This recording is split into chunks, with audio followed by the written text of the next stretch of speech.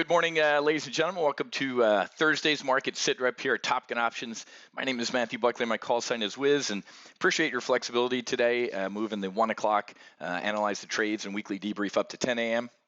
Had a really good session. Great week here at Top Gun Options.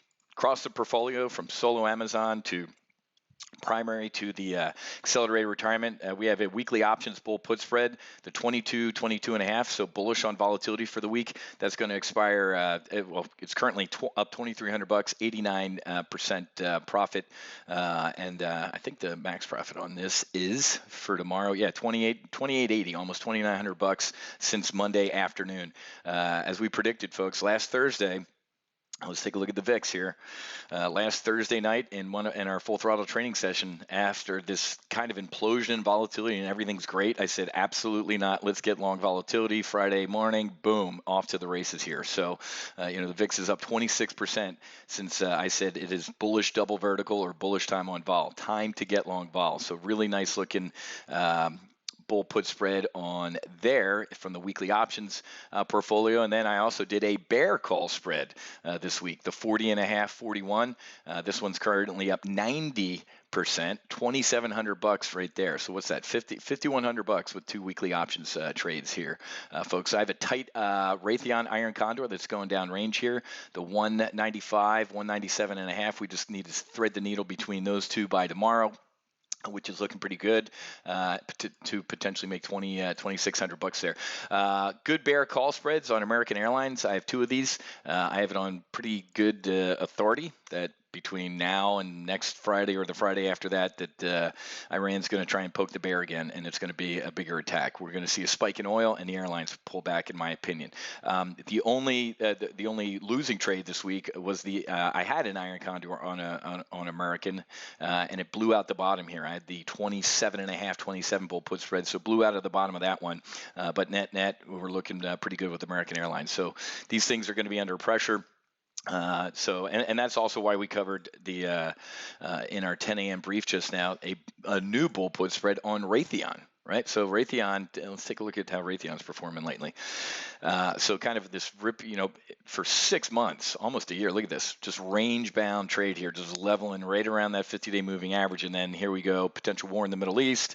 And then no, it doesn't sound like Trump's going to do anything, but we're hanging up here. So if you take a look at this run, up to there, where's half the run, right? There's rip your face off rally. What's it doing? It pulled back to half that run, and it's found support. So we throw in a bull put spread out to October 11th because I think something's going to happen, and the defense stocks are going to rally. So really happy with our performance this week.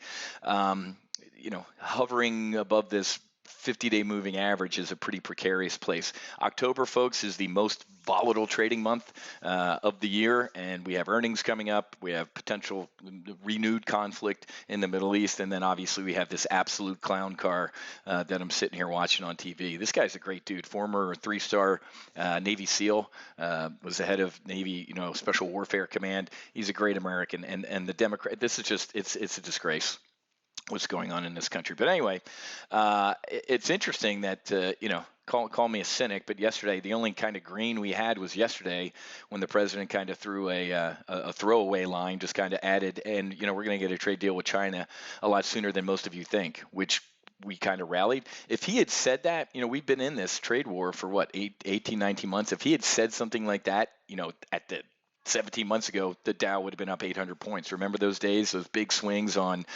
good news, bad news of trade deal? Now, kind of cynical, right? Here we are, we're going to impeach the president, and then he throws kind of that line out there.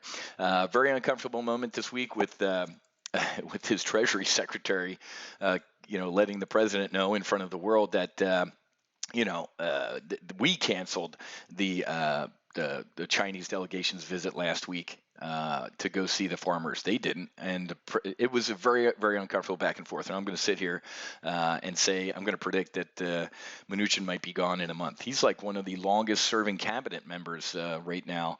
But if what is it, the 13th, October 12th, 13th, whenever our next round of, round number 14 it'll be. Unlucky 13 was here when they got on a plane, and I thought so. Steve Mnuchin let the market, think for 3 trading days that they left and talks broke down. So I don't know, man. Again, call me a cynic, but it just kind of maybe Mnuchin's given the Chinese delegation high cover or trying to put lipstick on a pig. I don't know. That was weird. So put on a new FXI. Which is the iShares China ETF, new bear call spread on out the next Friday because I think we're heading lower. I think we're heading back down, kind of going to be searching for support. October is a hugely volatile month. We got Iran, we got earnings coming up, we got China trade talks, and we got the Nancy Pelosi clown car. It's an absolute disgrace, ladies and gentlemen. The President of the United States asked this foreign leader if he could help with an investigation that was looking into the 2016 Russian collusion hoax. That is, and if, as the President of the United States, you know that somebody broke the law, Joe Biden, it's on tape, you got to do something about it. So it's a nothing burger. If you hate the guy, you've found more to hate and you think he should be impeached. If you love the guy, you're getting more pissed off. Here's the issue, is the center.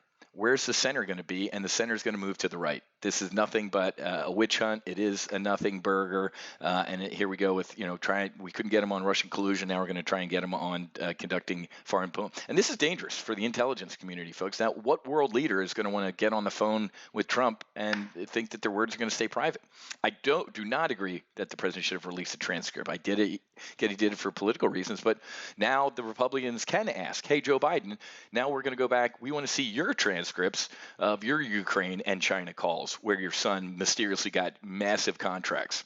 And when you're on camera demanding, and hey, you want these billions of dollars? Fire the prosecutors that's looking into my son. It's a disgrace. So not only is Mnuchin gone in about a month, Joe Biden physically can't get out of here. But I'm going to report and tell you that I have it on pretty good authority that this is all a Democrat, hey, let's kill two birds with one stone. Let's try and get rid of Trump and damage him, and let's get rid of Joe Biden. The Democrats have had it with Joe Biden.